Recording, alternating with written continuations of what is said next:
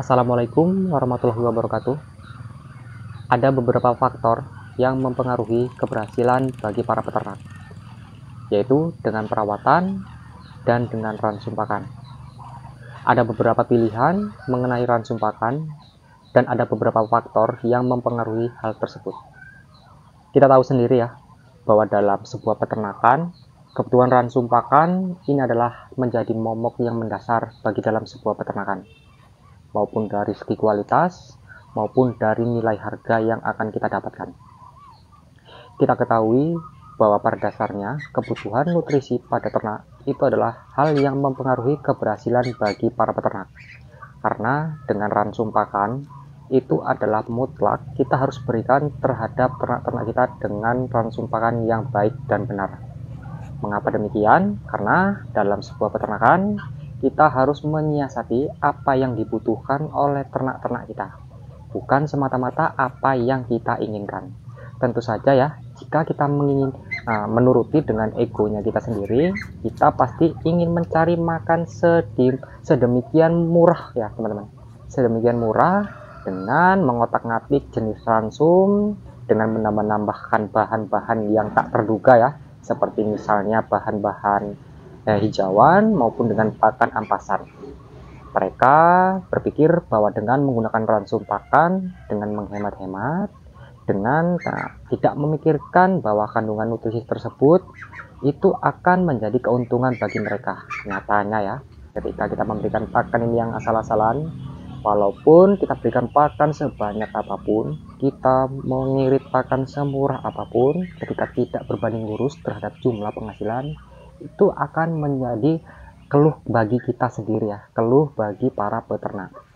Karena saya sudah mengalami ya, ketika kita memberikan pakan menghemat-hemat tanpa memperhitungkan nutrisi pada ransum pakan, itu akan berdampak buruk teman-teman. Ya kenapa saya bilang berdampak buruk? Sudah jelas ya, ketika kita memberikan perawatan yang asal-asalan, sudah pastikan indukan kita itu nggak selamanya muda teman-teman. Indukan kita pasti akan mengalami masa penuaan. Hal tersebut yang akan lebih merugikan bagi kita ya. Karena kenapa? Ketika kita menggunakan pakan yang asal-asalan dengan tidak mengimbangi dengan nutrisi hal tersebut, ketika kita memberikan pakan itu tidak memperhitungkan, indukan-indukan tersebut akan bertelur secara tidak maksimal teman-teman. Bertelurnya macet-macet, bertelurnya sedikit. Nah, lantas hal tersebut yang akan menjadi kerugian bagi kita. Kenapa jadi kerugian bagi kita? Karena kita di sini sistem pembibitan ya. Sudah tahu pada dasarnya kita ingin mendapatkan keuntungan dari penjualan DOE. Nah, lantas ketika indukan-indukan kita menghasilkan telur yang lebih sedikit dengan masa jangka indukan kita yang semakin tua dan makin lama, kita akan semakin rugi teman-teman. Karena ketika indukan sudah mulai tua, biasanya untuk produksi telur itu lebih menurun teman-teman. Memang ya nggak semua indukan seperti itu, tetapi kita harus menyiasatinya. Ketika indukan itu produksinya bagus teman-teman, masa-masa gemilangnya kita harus memberikan asupan nutrisi yang tepat, karena hal tersebut adalah mampu menunjang produksi telur biar melimpah teman-teman. Karena dalam sistem pembibitan ya, kita tahu sendiri yang kita butuhkan adalah untuk menghasilkan telur. Nah, jadi telur-telur tersebut yang bakal kita tetaskan untuk menjadi nilai jual bagi kita. Nah, kenapa? Dalam sistem pembibitan ini memang harus pakan yang berkualitas ya teman-teman. Karena di sini kita tahu sendiri, kita di sini akan mencetak telur, bukan mencetak daging ya.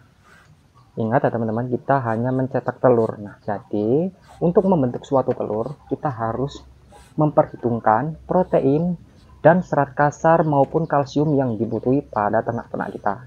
Ternak-ternak kita senantiasa ketika kita memberikan perawatan yang baik, insya Allah hasilnya juga pasti akan baik ya. Nah, di sini seperti biasa, rutinitas kami nih selalu memberikan perawatan yang terbaik ya, memberikan pakan yang benar-benar berkualitas dengan memberikan pakan teknik 24 jam full. Itu yang kami terapkan di kandang kami ya.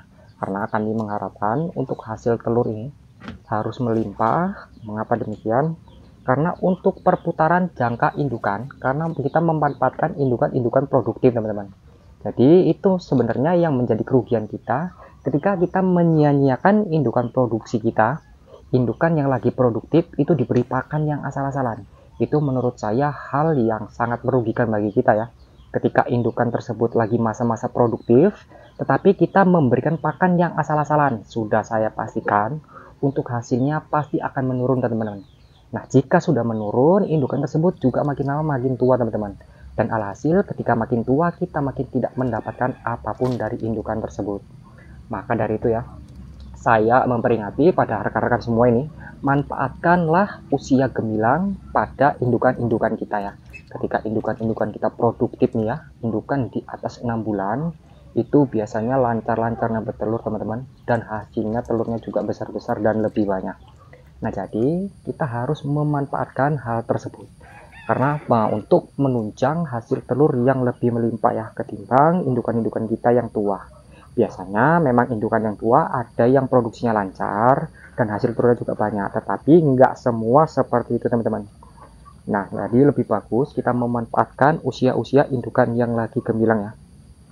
Nah, di sini untuk pakan indukan, teman-teman harus bisa paham ya tentang namanya pakan kebutuhan pokok, mana pakan tambahan. Teman-teman harus jeli dalam memberikan pakan tambahan ya. Karena pakan tambahan ini berupa besi, sifatnya ini adalah alternatif, karena pakan tersebut adalah pakan yang tidak boleh sebenarnya ya untuk pencampuran itu terlalu banyak. Karena dalam sistem pembibitan, ketika kita memberikan hijauan ataupun kita memberikan ampas-ampasan yang berlimpah, yang terlalu banyak ya teman-teman, sudah saya pastikan untuk hasil telur itu pasti sedikit lebih cenderung lebih sedikit. Karena dalam ampas-ampasan ini ya, saya sudah mencobanya. Ketika kita memberikan ampas-ampasan,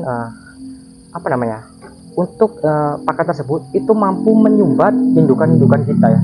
Dan alhasil indukan kita itu terlalu gembuk itu biasanya dan akan menimbulkan banyak lemak. Nah, hal tersebutlah yang dapat membuat indukan-indukan kita ini tidak mau bertelur. Dan begitu juga sebaliknya ya. Ketika kita memberikan pakan hijauan yang berlimpah ini, yang dimana pakan hijauan tersebut tidak memenuhi nutrisi pada yang dibutuhkan oleh ternak-ternak kita. Nah, di situ bisa saya pastikan untuk telur biasanya terkadang dia bertelur, terus telurnya itu tidak banyak teman-teman. Bisa jadi dia macat ataupun kelang-kelang saat bertelur. Itu biasanya kekurangan nutrisi pada pakan. Jadi teman-teman nih harus menyiasatinya ya. Dengan pakan-pakan yang baik, teman-teman bisa juga menggunakan pakan alternatif apapun itu bisa. Tetapi saran saya ya, jangan menggunakan pakan tersebut adalah sebagai tolak ukur ya, sebagai pakan pokok yang memang harus setiap hari kita menggunakannya. Bisa menggunakannya itu setiap hari, tetapi ya untuk perbandingan itu harus kita pikirkan, karena perbandingan yang berlebihan pun ketika kita memberikan pakan dicampur oleh pakan pabrikan itu hasilnya tetap akan kurang maksimal teman-teman. Saya sudah mengalaminya ya.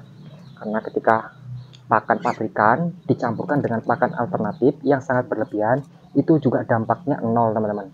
Nggak ada ngaruhnya sama sekali terhadap produksi ya. Alhasil kita hanya rugi saja memberi pakan pabrikan dengan mengakal-ngakalinya lagi. Nah, itu yang bikin kerugian bagi kita. Jadi teman-teman harus jeli nih ya dalam memilih ransum pakan. Dan ransum pakan itu juga berpengaruh teman-teman terhadap kesehatan bagi indukan-indukan kita ya. Dimana kala ketika musim penghujan ini, biasanya indukan-indukan kita lagi masa-masa bertelur, itu dibutuhkan memang nutrisi yang tepat ya. Karena pada suhu dingin biasanya untuk pejantan itu cenderung lebih malas untuk birahi ya, malas untuk kawin. Nah, hal tersebut yang akan menyebabkan kerugian bagi kita itu ya teman-teman. Karena kita tahu sendiri, untuk meningkatkan hasil telur, kita juga harus meningkatkan fertilitas yang baik. Nah, ketika pejantan itu malas untuk birahi ataupun malas kawin, sudah saya pastikan untuk tingkat fertilitas juga pasti akan rendah. Dan teman-teman tadi ya, bisa lihat sendiri ya, untuk di area kandang kami, ini terdapat eceng gondok yang sangat melimpah teman-teman. Tetapi kami tidak pernah namanya berpemikiran ingin menggunakan pakan tersebut ya. Biarkan sajalah pakan tersebut tumbuh di area kandang kami, biarkan mereka tumbuh, biarkan ternak-ternak kita yang makan dengan sendirinya nanti saat mencarinya. Kami tidak mudah terpengaruh ya teman-teman dengan pakan seperti itu ya, karena kami sudah tahu ya hasilnya. ketika kita memberikan pakan itu saya sudah tahu hasilnya, makanya saya tidak mau namanya terjebak lagi dalam pakan tersebut. Karena ketika kita memberikan pakan tersebut ini ya, yang dengan porsi yang sangat berlimpah, dengan porsi yang sangat tidak memperhitungkan akan proteinnya, itu akan berdampak buruk bagi ternak-ternak kita, teman-teman. Jadi teman-teman harus memang lebih jeli lagi dalam menggunakan pakan tersebut. Memang sesekali terkadang kami juga memberikan pakan tersebut, teman-teman, tapi tidak kami campurkan dalam ransum pakan ini ya, karena kita tahu sendiri untuk eceng gondok ini ya, ransum pakan tersebut adalah memiliki kadar air yang cukup tinggi ya. Kita tahu sendiri bahwa teknik pakan kami menggunakan teknik pakan kering. Nah, ketika kita campurkan dengan pakan yang basah, itu sudah saya pastikan nanti pakannya akan basi, teman-teman. Karena kami menggunakan teknik pakan 24 jam full. Yang kami takutkan dengan menggunakan pakan kita campurkan dengan pakan basah, itu akan menjadi jamur pada pakan kami. Itu alasan kami tidak mau memberikan pakan tersebut, teman-teman. Dan ketika kami pun memberikan pakan tersebut ya, itu biasanya ternak-ternak kami pun tidak antusias, teman-teman, saat memakannya. Bahkan tidak ada yang mau makan. Kenapa? Karena pakan tersebut yang saya maksud adalah eceng gondok ini, itu sebenarnya tidak mereka butuhkan, teman-teman. Tidak ternak-ternak kita butuhkan. Dan malah kita sendirilah yang menginginkan pakan tersebut untuk dimakan pada ternak kita. Perlu kita ketahui ya, bahwa pakan tersebut sebenarnya pada di alam ini ya, teman-teman, itu sangat melimpah, teman-teman, di kandang kami. Tapi ternak-ternak kami ini, teman-teman, tidak pernah namanya berpemikiran untuk memakan pakan tersebut, teman-teman. Karena mereka tahu, teman-teman, pakan tersebut adalah pakan yang tidak mereka inginkan. Nah, tetapi ketika dalam kondisi kelaparan, sudah saya pastikan ya, ternak-ternak teman-teman, walaupun diberi pakan apapun ya, kedepok pisang, eceng gondok, walaupun apapun itu pasti akan dilipas habis ya, teman-teman. Karena mereka sudah kelaparan, teman-teman.